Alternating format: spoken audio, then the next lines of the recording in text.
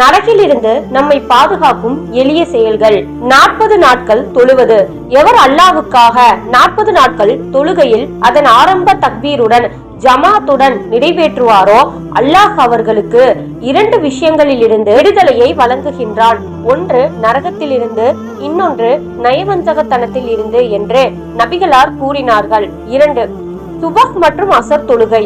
எவர் காலை மற்றும் மாலையின் 2 தொழுகையான சுபஹ் மற்றும் அசர் தொழுகைகளை பேணுதலாக தொழுது வருவாரோ அவரை ஒரு காலமும் நரகம் தீண்டாது என்று நபிகளார் கூறினார்கள். 3 லுகர் தொழுகை.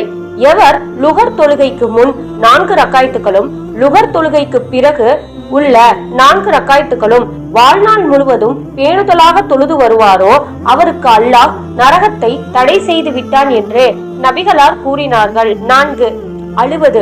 நபிகளார் கூறினார்கள், கறந்த பால் எப்படி மடுவுக்குள் திரும்பி செல்ல முடியாதோ அது போன்றுதான் அல்லாஹ்வின் அச்சத்தால் அழுத கண்ணையும் அழுதவரையும் நரகம் தீண்டாது.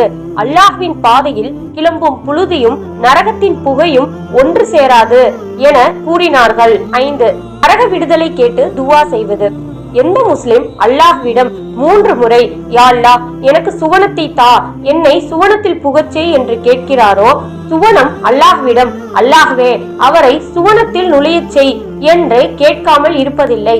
அதே போன்று எந்த முஸ்லிம் அல்லாஹ்விடம் 3 முறை யா அல்லாஹ் எனக்கு நரகத்தை தடை செய், என்னை நரகிலிருந்து பாதுகாப்பாயாக என்று கேட்கிறாரோ அவருக்கு நரகம் அல்லாஹ்விடம் அல்லாஹ்வே அவரை நரகத்திலிருந்து காத்திடு என்று கேட்காமல் இருப்பதில்லை என்று நபிகளார் கூறினார்கள்.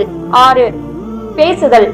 எவர் தன் சக முஸ்லிம் சகோதரன் ஒருவனின் மானம் காத்து புறம் பேசாது இருக்கின்றாரோ அவரை கொடும் நரகிலிருந்து விடுவிப்பது அல்லாஹ்வின் மீது கடமையாகும் என்று நபிகளார் கூறினார்கள். 7 பெண் பிள்ளைகள்.